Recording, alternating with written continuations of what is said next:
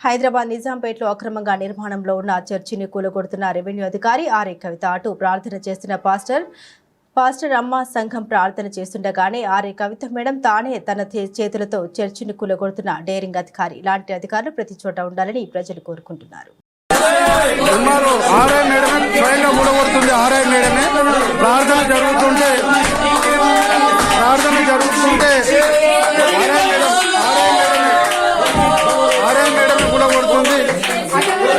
జరుగుతుంటే